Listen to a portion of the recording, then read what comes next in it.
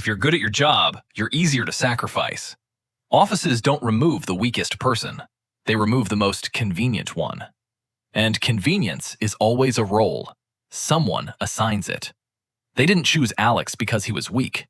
They chose him because he was predictable. Alex joined a mid-sized SaaS company. Quiet, competent, unshowy. He didn't dominate meetings, but whenever something broke, people looked to him.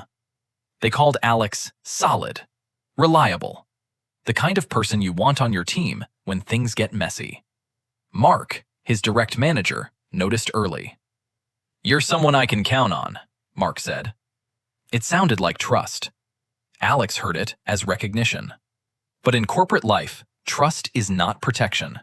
It's the first step of a selection. Every disposable asset is created during a crisis. A high-visibility project started slipping. Unclear scope. Tense stakeholders. The kind of work where success is shared, and failure carries a name. Mark called Alex into a private meeting. "I need you to stabilize this, just temporarily." "You're the only one I trust with it." Alex asked the basic questions. Who makes the final call? Who signs off on the trade-offs? Mark smiled, brushing it off as paperwork. "Let's not complicate things. We just need to get it moving again." Alex accepted, not because he didn't see the risk, but because refusing now would label him as not a team player. Crises don't reveal character. They assign roles. And every role has a price.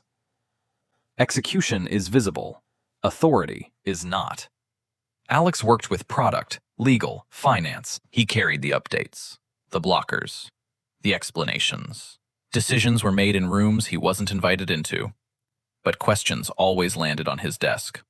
Alex documented everything. Flagged risks. Followed direction.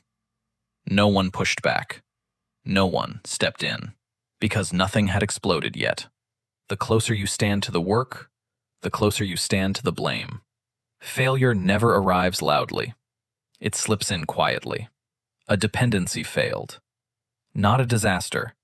Just enough to trigger concern. In the review meeting, Mark spoke first. "Alex has been handling this part. He can walk everyone through what happened." Alex explained.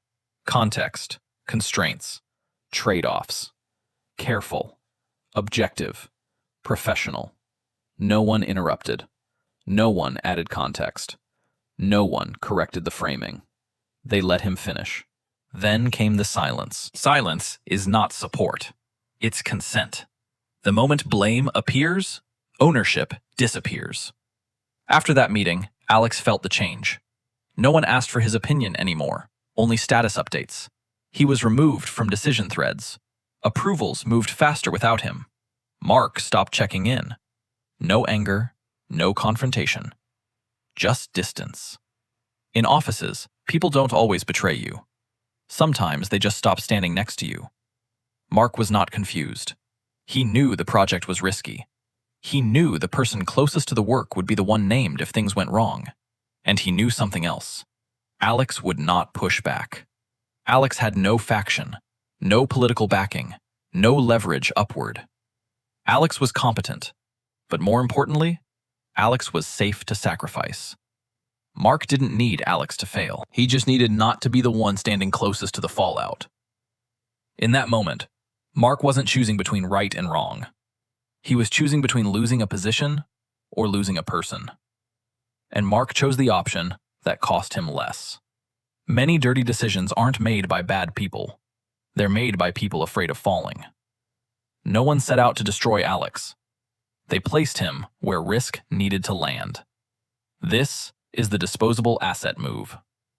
The role is designed for someone who is competent enough to keep things from collapsing, responsible enough to carry consequences quietly, close enough to execution to be attached to the outcome. That combination is rare and extremely useful. Alex didn't lose because he made mistakes. He lost because he was positioned exactly right, where risk was meant to fall. Disposable assets aren't chosen because they're weak.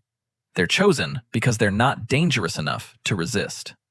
Removal doesn't always look like punishment. Months later, restructuring arrived.